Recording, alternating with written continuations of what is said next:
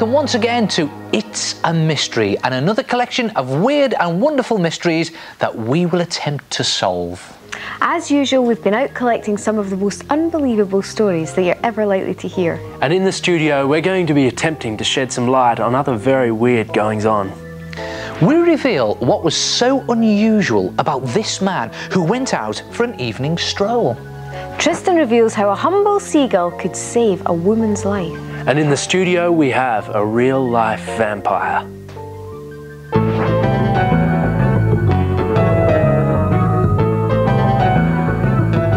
Gail has got an amazing story. It's a mystery. What had happened to someone's husband one evening last summer? Imagine this. One evening, a lady's pacing the floor of the family home, worried about her husband. She can't work out where he's got to.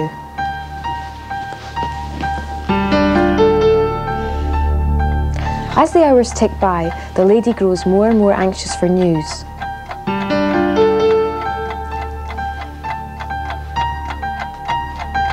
She continues to wait and wait.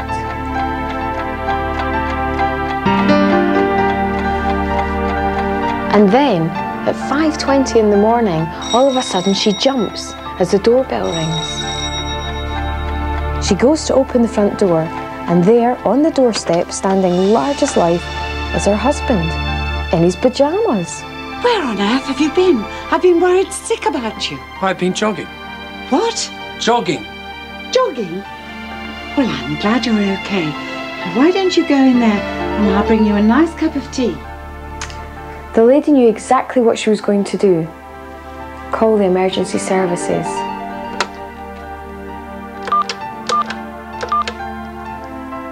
Police?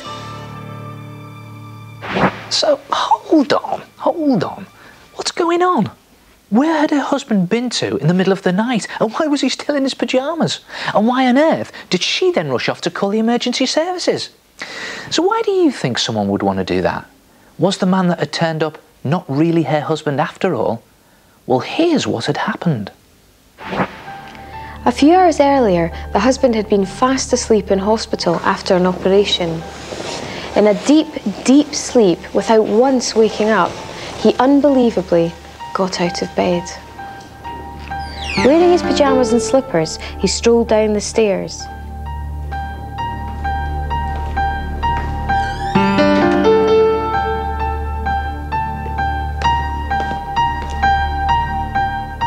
Still asleep, he walked out of the building to cross the main road, managing to dodge the traffic.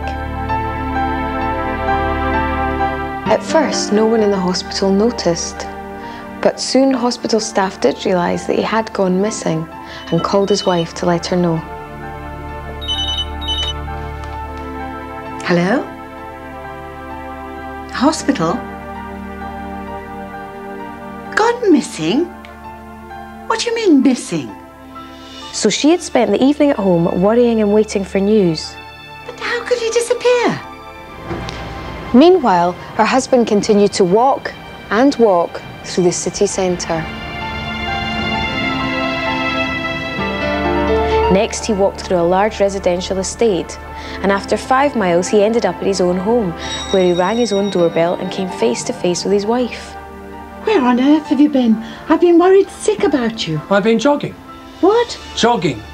Jogging? Well, I'm glad you're okay.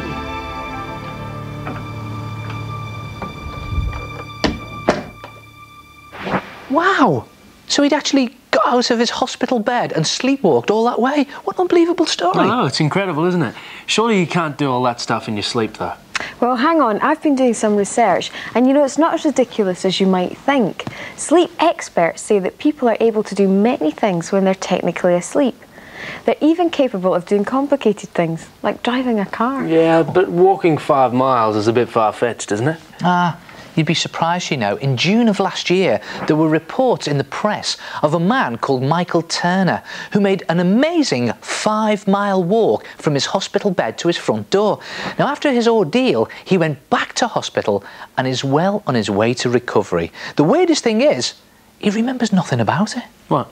Nothing at all? Well, except that he had very sore feet. Yeah, sleepwalking does happen, but look, don't worry, what happened to the man in this story is very rare indeed. And if someone does sleepwalk, they usually go straight back to bed and remember nothing when they wake up.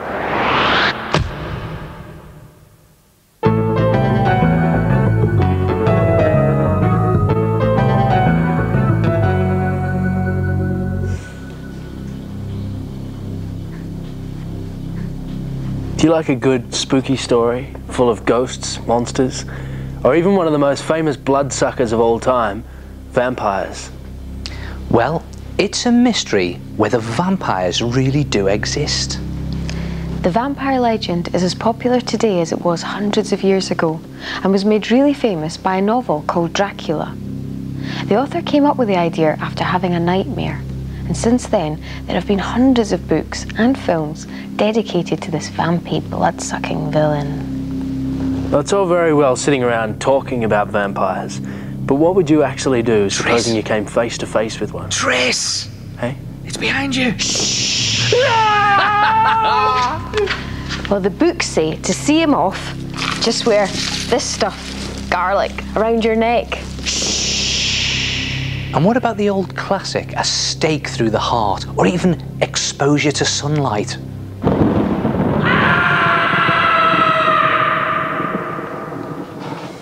But are vampires simply a figment of people's imagination? Could there really be such a thing as a real-life vampire? Could there really be bloodsuckers roaming the earth, preying on unsuspecting victims? What do you think? Well, believe it or not, there are. We can categorically reveal that the deadliest bloodsucker of them all is amongst us today. A real-life vampire. It's been said that if you don't count wars and accidents, it is responsible for over half of all human deaths since the Stone Age. This creature is fond of the odd drop of blood or two. And this is it. Oh! Look at them. They may only look like tiny insects, but they're actually considered the most dangerous creature in the world. These are a type of mosquito called Anopheles mosquito. By sucking blood from one person, then moving on to suck blood from another person, mosquitoes can cause the spread of malaria. Malaria is a disease that afflicts 200 million people each year, but only in the wet tropical regions of countries like Africa, South America and Asia. And you know, there are other bloodsuckers around. In Central and South America, there's the vampire bat. But despite its name, it very rarely attacks humans. And one thing's for sure, it certainly can't drink enough blood to kill anyone. In fact, it drinks about a tablespoon of blood at a time from animals like horses, cattle and birds. And finally, here's a good vampire. This one is a medicinal leech. Oh, now leeches like to suck blood too, but they can be used to help patients in hospitals, not harm them. And believe it or not, by letting these leeches feed on patients, it stimulates the blood flow and it can make all the difference to helping a wound heal after some very special skin operations and surgery. Tristan, that's disgusting. Look, they're all over the place. Yeah, I know, it is disgusting, but they're totally clean and they really can help.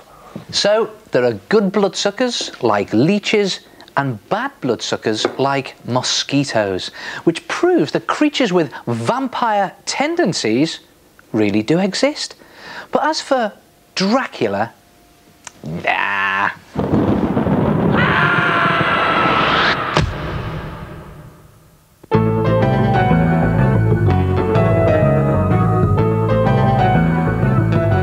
Okay, here's one for you.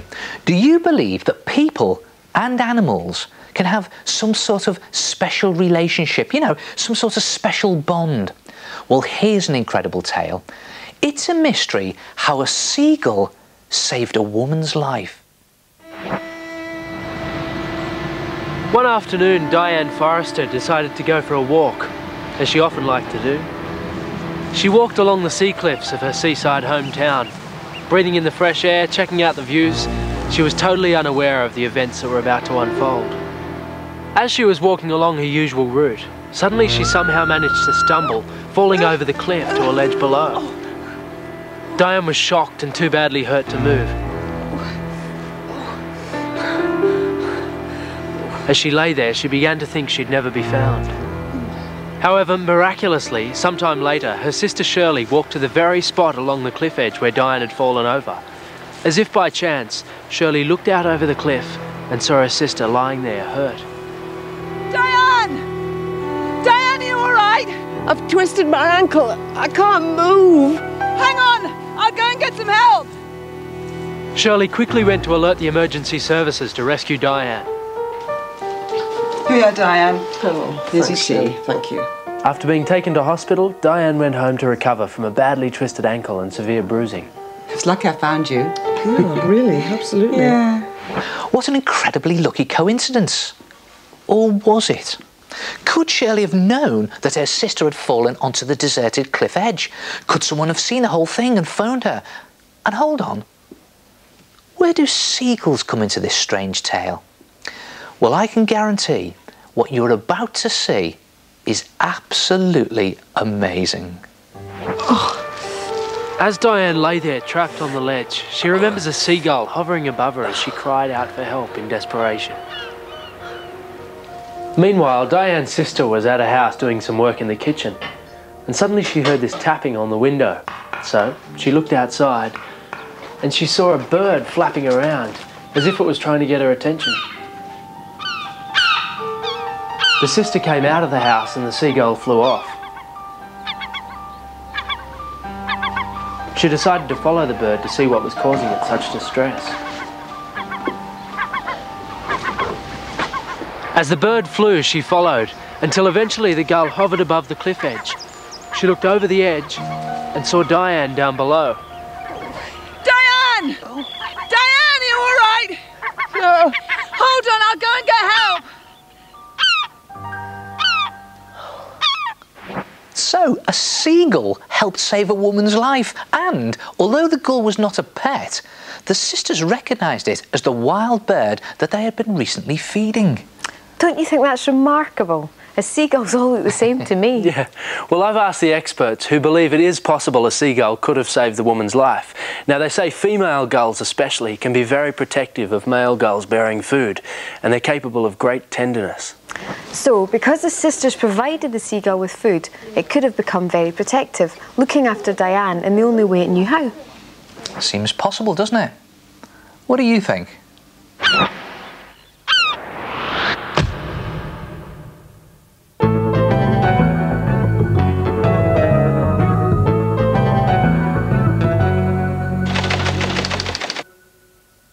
Hi, my name is Police Sergeant Tony Dodd.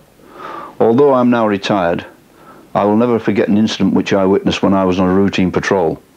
It was January 1978. I was on patrol with a colleague when we were called to an incident near Skipton, North Yorkshire. It was a crystal clear night, and as we rounded a bend in the road, we were startled and shocked by what we saw. In front of us was a huge disc-shaped object with a dome on top. I was so convinced of what I saw that I got an artist to paint this picture of it. It was about 100 feet above the road. It had what appeared to be portholes around the dome. I stopped the car, and myself and my colleague got out and stared in amazement at the object. The whole object was luminous white and glowing, and around the underside was a skirting.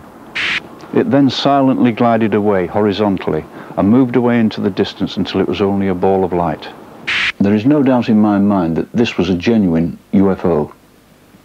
What an amazing story. So what could it have been? Had anyone else noticed anything that night? Well, Tony contacted Manchester Airport, but they had not picked up anything strange on their radar screens. So what was the mysterious object? Could the lights on a low-flying aircraft at night have been mistaken for a scary UFO? Well, this explanation doesn't seem possible because what he saw made no noise, and the description doesn't fit that of any plane known to us. Well, whatever it was, Tony has seen it more than once. I'm convinced it was a UFO. I've even had other sightings since. My wife was a complete skeptic. One day she was out in the car with me when one of these things came down over the top of us. She has since changed her belief. I have always taken these UFO sightings with a pinch of salt, but having witnessed them myself, I am now just as convinced as my husband.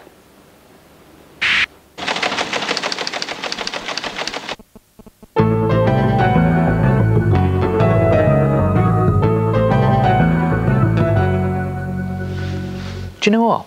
What? It's a mystery to me how worms dig tunnels when they haven't got any arms or legs.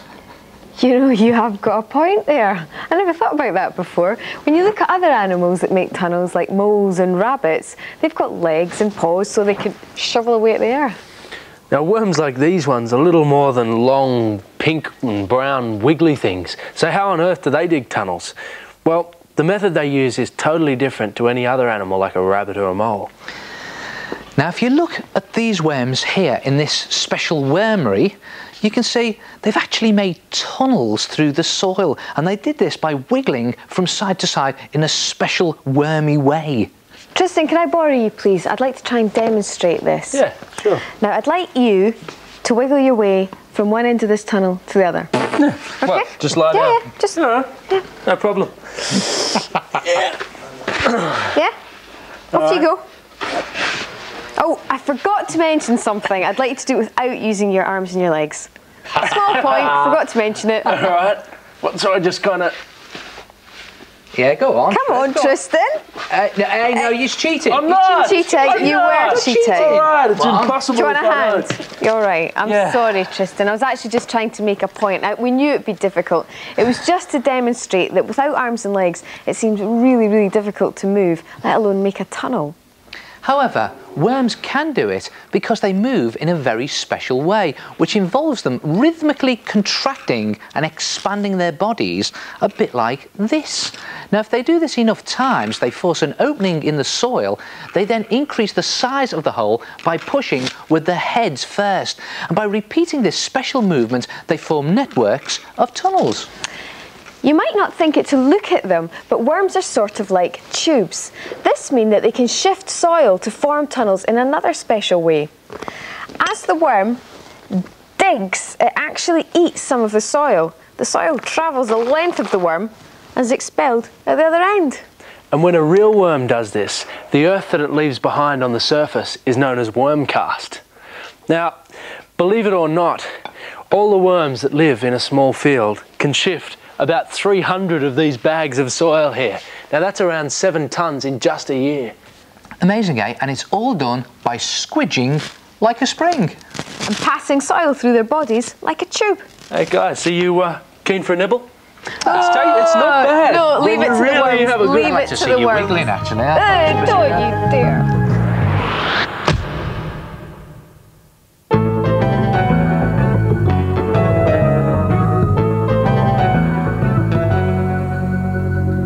Well, that's it. Another bunch of mysteries solved and plenty more remain unsolved. But before you go, here's one last mystery for you to solve.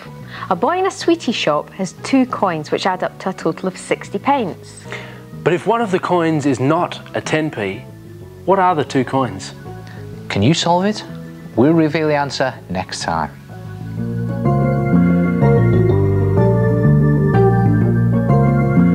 Last week's final mystery was, a girl walks up to a counter to pay £5 for a book, but she then leaves without the book. Why? The answer is, the girl was returning an overdue library book. She paid the £5 fine and left.